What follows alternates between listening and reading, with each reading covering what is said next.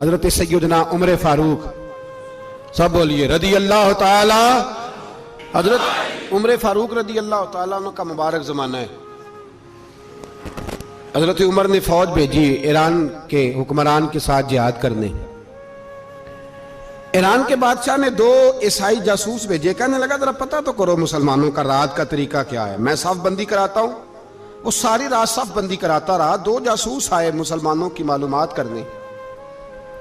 معلومات کر کے جب واپس گئے تو حضرت عمر فاروق رضی اللہ تعالیٰ عنہ کے سپاہیوں کو دیکھا، غور سے پلٹے تو بادشاہ کہنے لگا کیا حال دیکھ کے آئے ہو؟ کہنے لگا سارے مسلح پہ بیٹھے ہوئے، جتنے گھنٹے ہم وہاں رہے ہیں مجاہدین مسلح پہ رہے ہیں، یوں لگتا ہے جیسے ان کا دنیا داری سے کوئی تعلق۔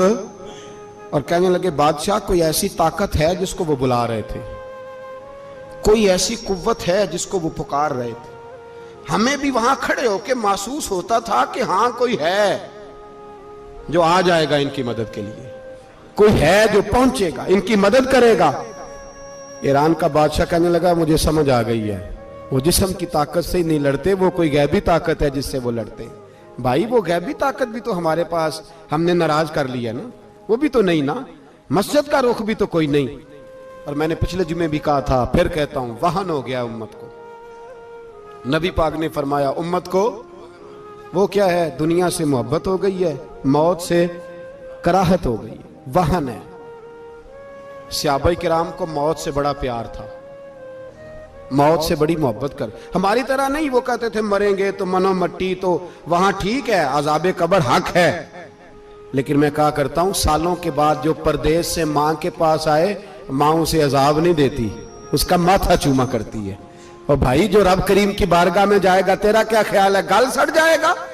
مدینے والے حبیب نے فرمایا قبر المومن روضۃ من ریاض الجنہ، فرمایا میرا مومن جب قبر میں جاتا ہے تو اللہ جنت کے سارے دروازے کھول لیتا ہے، وہ تو اللہ کی رحمت میں پہنچتا ہے۔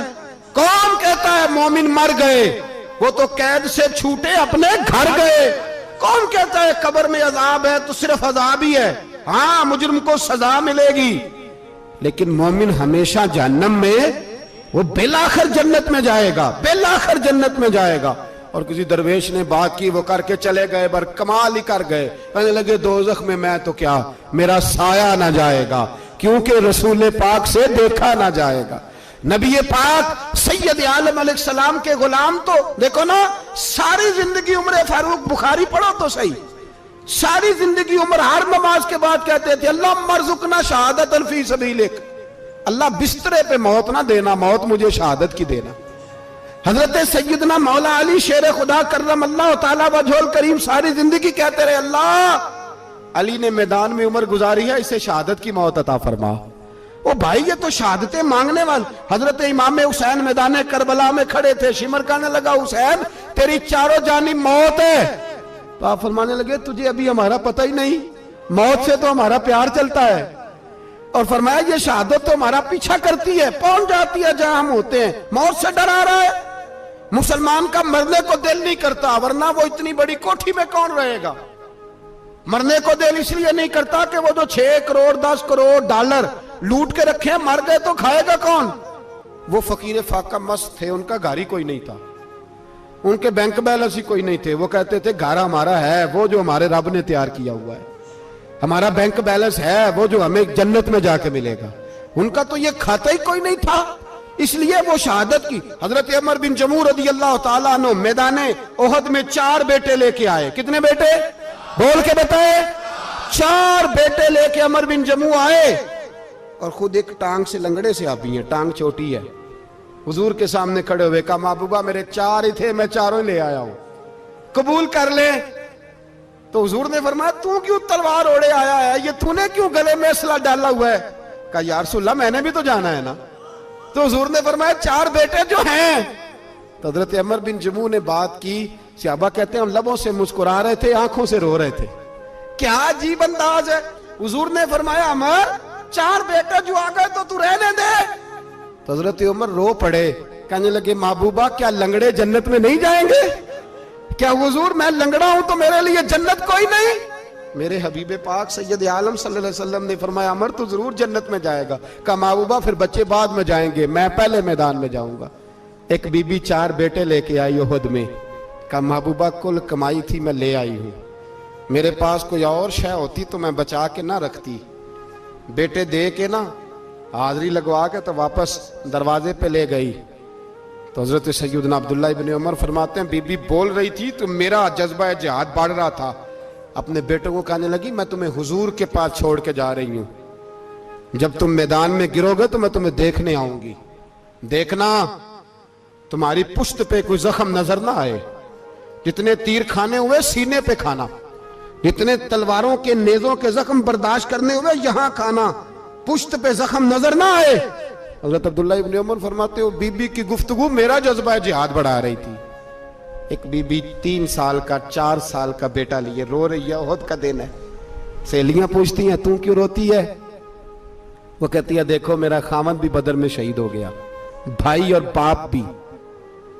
دل کرتا ہے کوئی جوان بیٹا ہوتا تو آج مصطفیٰ کے ساتھ اسے ہی بھیج دیتی. کوئی جوان میرے پاس ہے ہی 3 سال کا تو کیا کروں, 3-4 سال کا بچہ کیا کرے گا؟ پتہ نہیں کیا دلیل آئی, اچانک اٹھی, بیٹے کو سینے سے لگایا, کپڑا ڈالا, مسجد نبوی پہنچ گئی.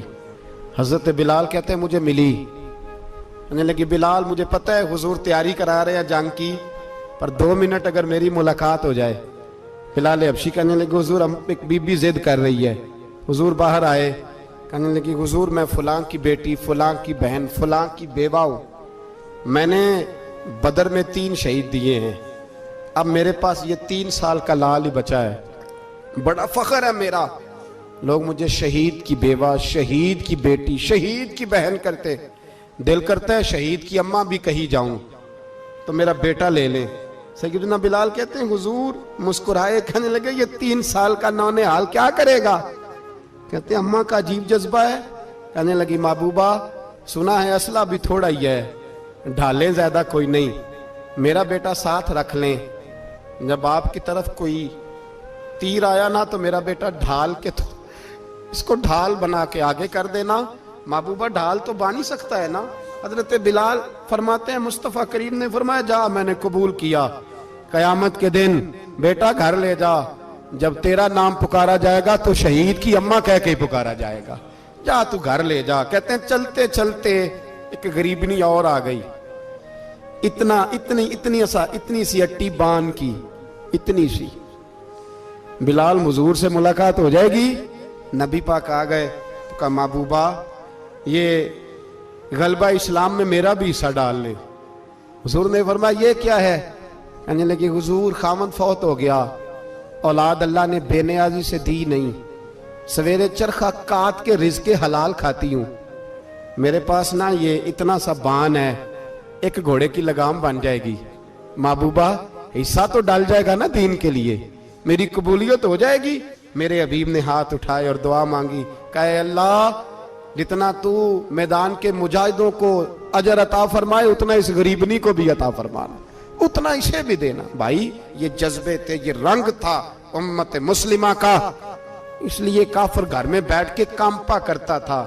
اب اسے پتہ ہے یہ اے سی والی کار سے نہیں نکل سکتے, اسے پتہ ہے کہ ہم نے انہیں بوتل پہ لگا دیا ہے, اب یہ پیپسی مرینڈا اور یہ پی کے کھانے کے ساتھ تو یہ مست رہتے ہیں, اب یہ نہیں نکل سکتے گھر سے, ہم نے انہیں ان چیزوں پہ لگایا ہے جو ان کے وجود کو کھوکھلا کر رہی, اب کیسے میدان میں نکلیں گے؟ وہ اس لیے نہیں ڈرتا کہ وہ تیری آسائشوں, تیری زندگی میں آنے والی سہولتوں سے آشنا ہے. موت بستر پہ بھی آ جاتی ہے, لیکن جس کو میدان میں آتی ہے وہ ساری زندگی زندہ رہتا ہے, وہ ساری زندگی زندہ رہتا ہے. بھائی مرنا تو ہے, لیکن اگر زندگی دین کے کام آئے گی تو امر ہو جاؤ گے, بچ جاؤ گے.